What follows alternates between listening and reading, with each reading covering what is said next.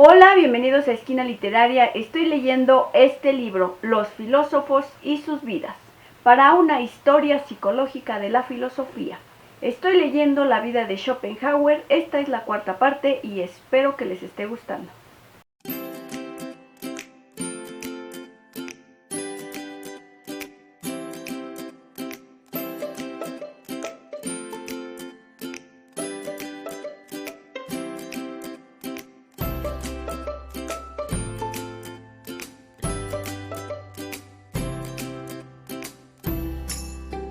Como ya he señalado, la locura puede haber interesado particularmente a Schopenhauer porque supiese que su padre había sido víctima de ella.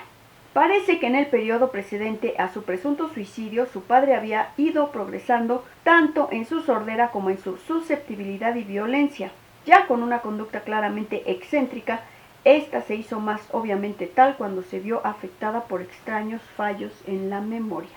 Schopenhauer, quien llegó a hacer frecuentes visitas, según informa, a los manicomios, teorizaba que la locura era una especie de fallo de la memoria. Según su explicación, el sufrimiento mental violento deviene insoportable solo en la medida en que es un dolor permanente, pero en cuanto tal solo es un pensamiento y por tanto reside en la memoria. Ahora bien, si una tal pena, tal conocimiento y reflexión doloroso son tan horrorosos que se hacen positivamente insoportables y el individuo está en peligro de sucumbir a ellos, entonces la naturaleza, alarmada de este modo, se vale de la demencia como el último medio de salvar la vida. La mente, hasta tales extremos atormentada, destruye, por así decir, los hilos de su memoria, rellena la brocha con ficciones y de este modo, en la demencia, refugio del sufrimiento mental que excede a su propia fortaleza, tal como un miembro afectado por la gangrena es amputado y sustituido por otro de madera. En conjunto, es fácil ver las influencias básicas de la vida de Schopenhauer sobre su filosofía. Esta incluye, en primer lugar, su distinción entre intelecto o inteligencia y voluntad. En segundo lugar, la importancia que da a la sexualidad como última guía humana.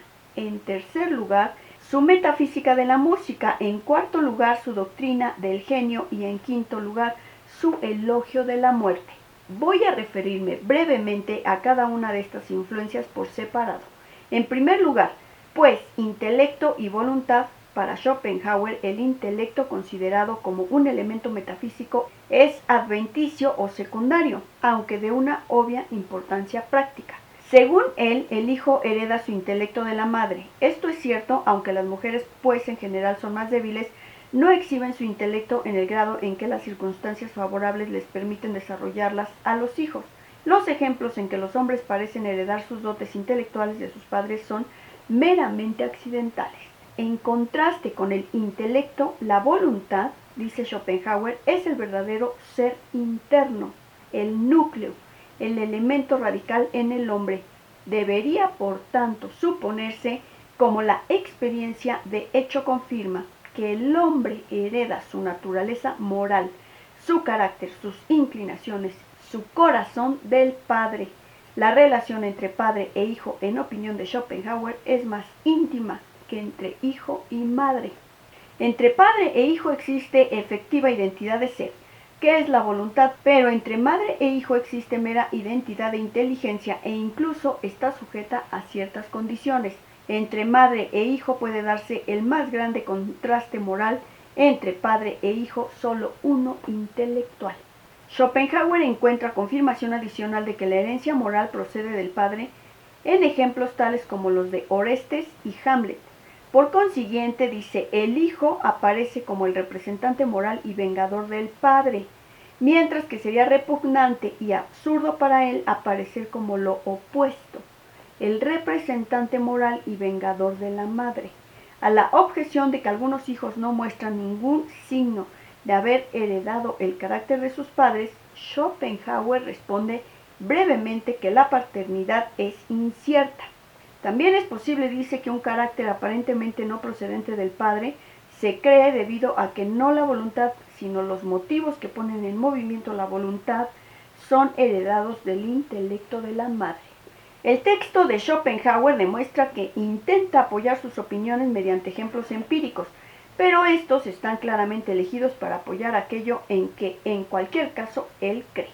No hace apenas falta añadir que sus opiniones son una proyección casi cómicamente exacta de su actitud hacia sus propios padre y madre, a los que consideraba prueba viviente de que estaba en lo cierto.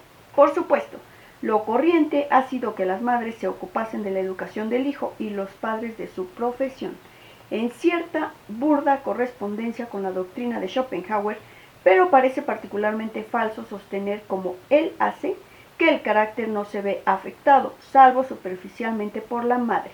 No hay seguramente ley ni metafísica ni genérica que ni siquiera sugiera que el intelecto se hereda de la madre y la voluntad del padre. Nada, me temo, hay tras ello, salvo la experiencia personal de Schopenhauer, instigada quizás por ciertos lugares comunes románticos a cuya adopción nadie le obligaba.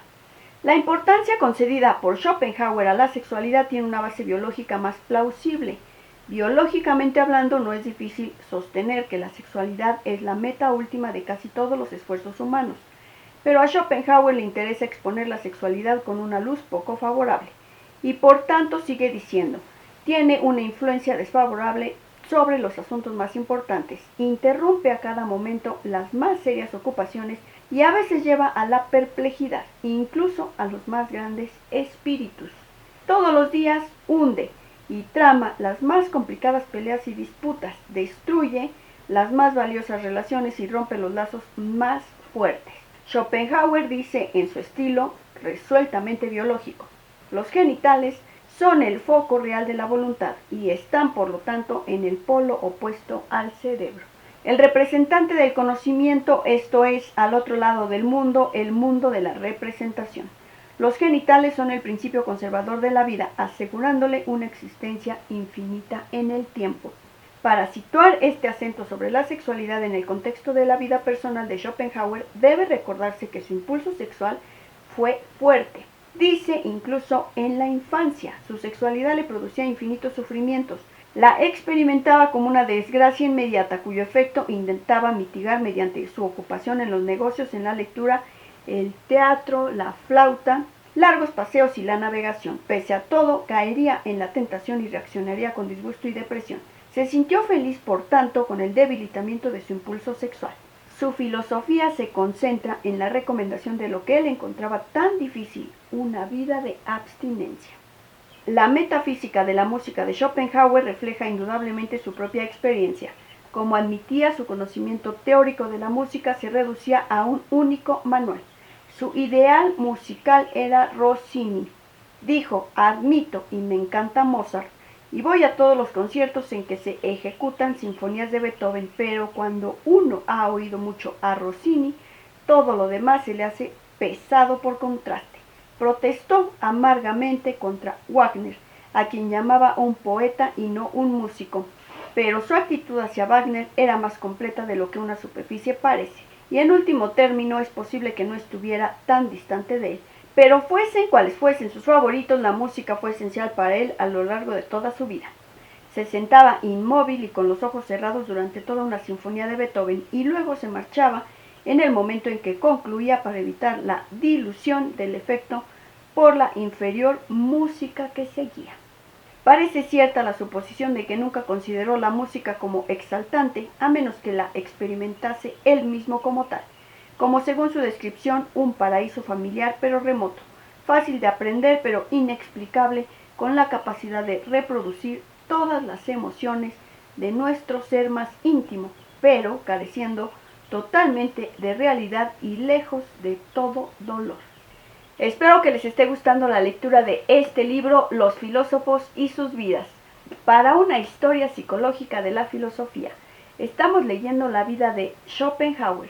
Si te gustó la lectura, dale like, compártela, déjame tus comentarios. Muchas gracias por escucharme y nos vemos en la quinta parte de la lectura de esta historia.